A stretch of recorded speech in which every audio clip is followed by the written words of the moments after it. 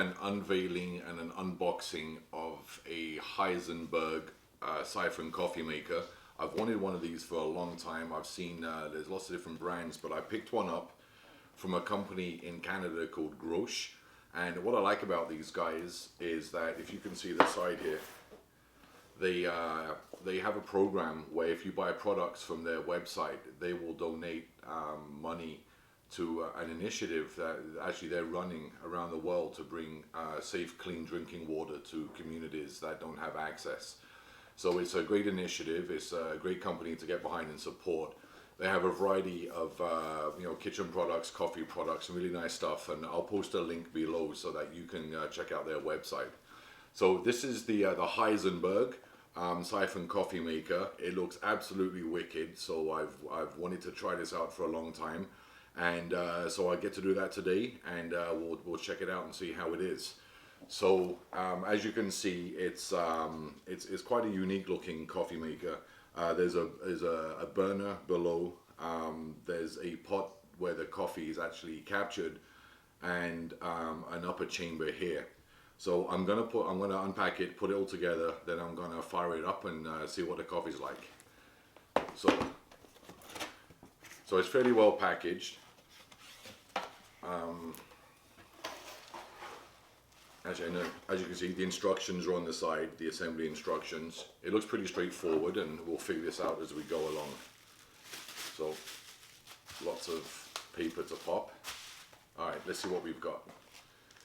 So we have a coffee measuring scoop. I want to be careful how I bring this. Oh, it looks like it's all pretty much assembled. Okay, so this is what it looks like when you open it up. So I'm going to carefully see if I can extract it from the box. It's glass, so I want to make sure that I'm not breaking anything. Okay, so here's the upper chamber where the coffee, the ground coffee will go. So we'll take this apart. There's an aroma lid, and actually I've seen another video where this does serve a double purpose. So this is the lid that will actually go on top of the chamber when you're making coffee. But afterwards, you can then flip it upside down, and it does become a useful stand to put the chamber in afterwards. So we have the aroma lid. Inside the chamber, we have what's called the permanent filter. And an instruction book. Let's see what this is. Okay, it's in multitude of different languages. So this is actually in, it looks like Japanese and English, I believe. Yep. So you have instructions in Japanese, apparently because siphon coffee makers are very popular in Japan. So I'm guessing this was actually made in Japan and retailed by Grosch under the Heisenberg name. So you have instructions in English and Japanese, but I'm going to wing it and see what it turns out like. Okay, so we have the upper chamber, we have the aroma lid, we have the permanent filter so far, and we have the coffee scoop. And then back into the box. Okay, we have the lower chamber here, which is on. It's got a little bit of weight to it. No, it's not too heavy, but it seems fairly well constructed. Let me take this protective paper off here.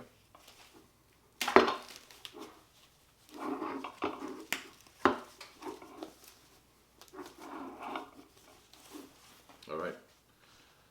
So here's the lower chamber where the coffee will actually, once it's made, the coffee will be dumped into this. There's a clamp mechanism here. If you do so, releasing the dial, it does loosen up quite a bit, and you can actually pull this out to wash it. And so you can see the clamp. Just pop it back around the little neck here, and tighten up the screw, and it holds it. Seems fairly snugly in place, and you want that to be nice, held nicely in place, because when you're pouring coffee, you don't want this dropping off. So that's the lower chamber. And finally, this should be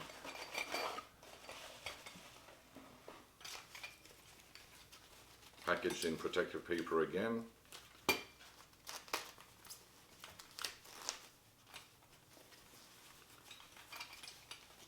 Let's move this to the side.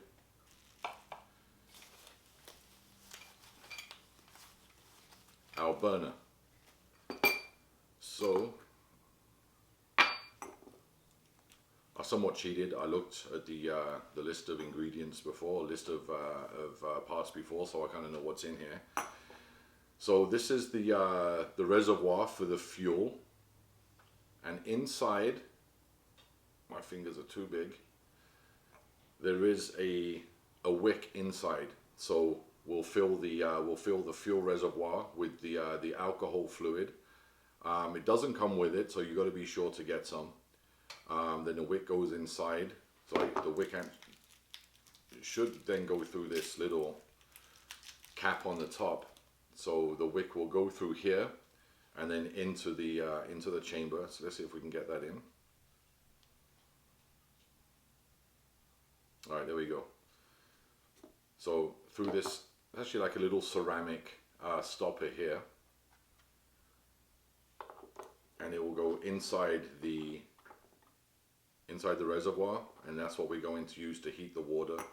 And this is to actually, when you're finished making your coffee, to snuff out the flame. So I'm just looking at this and got to figure this out somehow. We'll see if this actually comes out. I'm looking at the instructions. Oh, so there we go. This sits like this. So you have your chamber sits flat on your surface.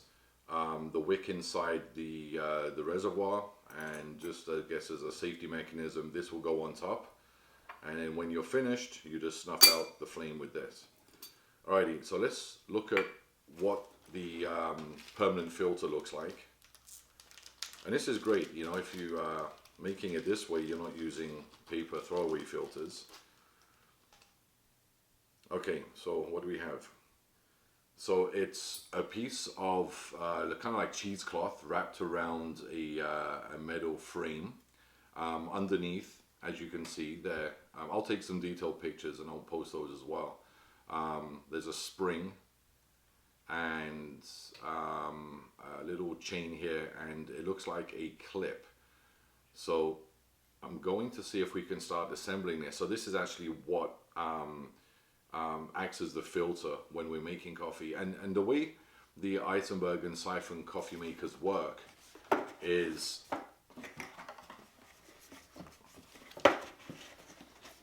so you have your flame at the bottom, the water is actually poured into here, and the pressure when the water boils, the water is like a vacuum, is sucked up through this bottom hose here into the upper chamber where your coffee grinds are. And then you have your filter here. When you remove the flame, the action kind of reverses, and the liquid, once the coffee is all cooked and brewed nicely, will then shoot back down into the bottom chamber. So that's the theory. We're going to check it out, see if that actually does work. But first, I'm going to see if we can put this together. So again, we'll start off with the bottom reservoir. We have our glass chamber here, which will fill with the alcohol fluid. We have the wick, which goes through the little ceramic stopper, and then our safety guard on top. So then we have our glass chamber, which will collect our brewed coffee. And then this will go sit in it just like this. But before we put that on, we want to make sure we put our filter in. So we do that by just simply dropping the chain through straight through. And then you'll notice there's a slight, I don't know if you can see it from there, there's a slight little hook on the bottom of this piece here. So as we pull the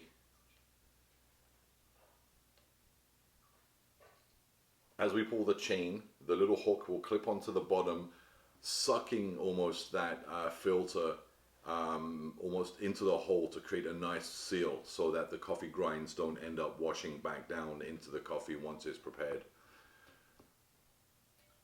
All right, I'm just going to release that for now because I'm going to give this a good wash before we make the coffee. So this will then sit here. Our burner will go underneath like this. Yeah, it fits in very nicely underneath. And our aroma lid will sit right on top. So fairly straightforward to put together. It's not very heavy. I'm guessing quarter of a pound in total weight. The glass seems, it is obviously glass that can withstand the heat. It's not very thick, so I think you want to be very careful. I wouldn't be putting this in the dishwasher, hand wash only. Plastic lid would have been nice if it was bamboo, but a plastic lid with a nice wooden handle here, which actually feels fairly well balanced for when you're pouring your coffee. This looks like a mad science experiment. Alrighty, so that's the Grosch Heisenberg siphon coffee maker. I'm just going to get everything ready. I'm going to wash everything out, and I'm going to fire it up and fill the reservoir with the alcohol fluid and do a quick test brew, see how it is. Alright, so everything's been washed out and cleaned, and I filled the reservoir with some fluid. I just picked up a bottle of Starfrit liquid fondue fuel. I think I paid about $3 for this, and really didn't take much to fill up the reservoir. So I've got about I'd say 16 ounces of water in here, enough to make 2 nice cups of coffee. I'm using a Brazilian Cerrado. I roasted it myself to a fairly dark roast. I'll be doing another video later on coffee roasting, how I roast coffee. And I just simply dumped, I used about of the scoop that came with the Heisenberg, I used about almost 2 scoops. I like my coffee fairly strong, so I used about 2 good scoops of the Brazilian Cerrado. And as you can see, I simply pulled the chain down and used the little clip at the bottom of the mouth of this tube here, which pulls the filter down very nicely, and it makes it does. You can feel it. There's a nice tension there, so it creates a very nice seal. So we just drop this straight down into the bottom chamber. We'll put our aroma lid on top, and let's just spark up the burner.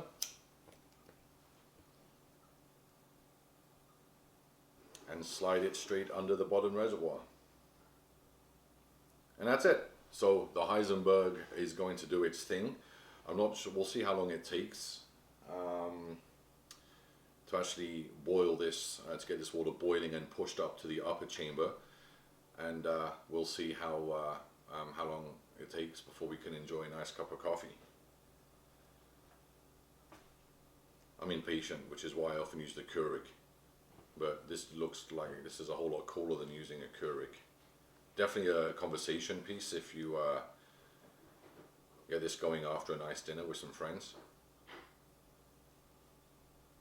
Reminds me of Breaking Bad. Isn't that the guy's name on Breaking Bad? Heisenberg? Something like that? Anyway, it looks like something that comes out of a lab of some kind. But yeah, it looks pretty impressive. Again, it is beautiful. It looks nice sitting on a counter. But the proof's in the pudding or the tasting, so we'll see how long it takes and what the coffee tastes like. Okay, so I've had it going for a few minutes. I kind of made a bit of a mistake, which is why it's always good to read the instructions, but who reads instructions?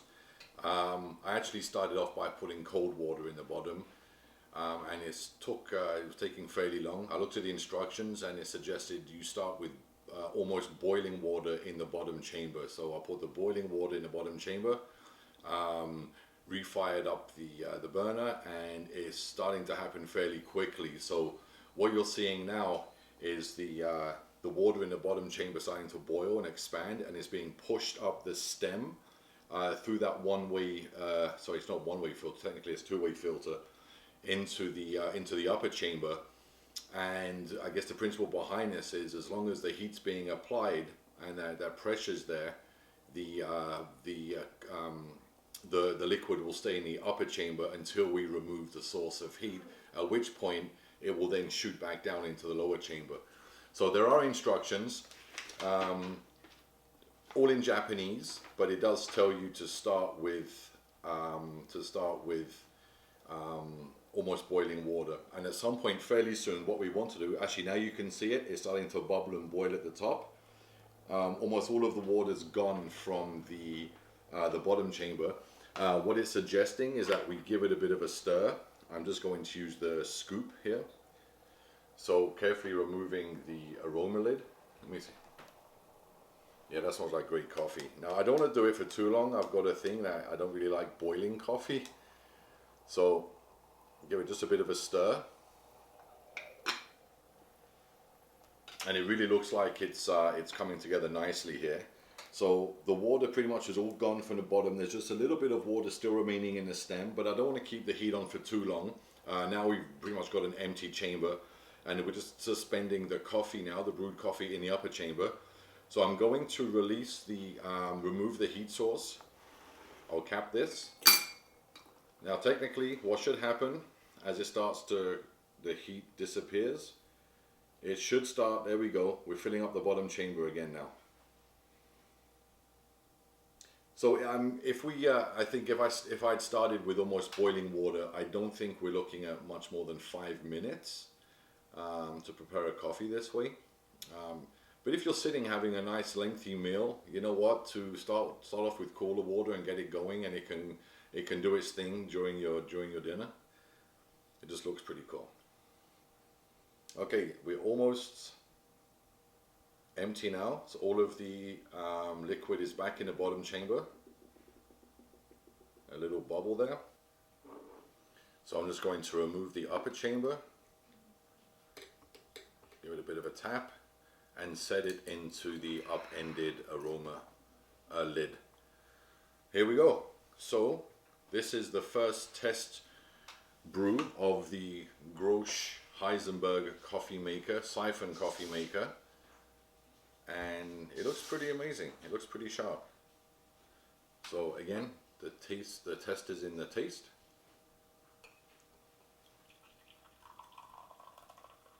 I could have added maybe a little bit more coffee. Smells good. Now I'm going to burn myself.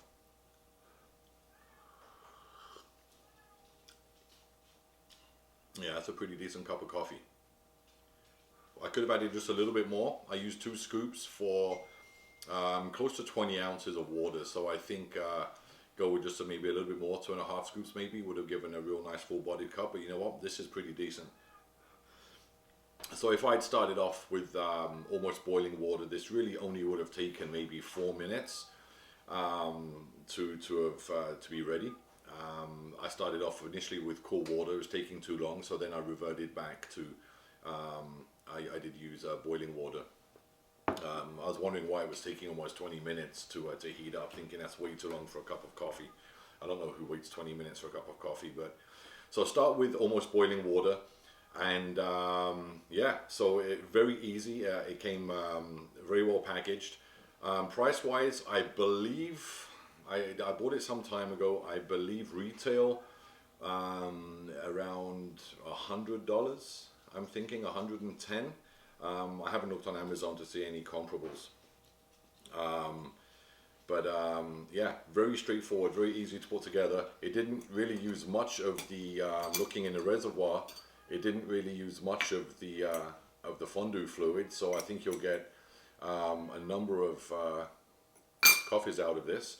So enough for this reservoir here. There is a small scale on the side, 1 cup, 2 cups.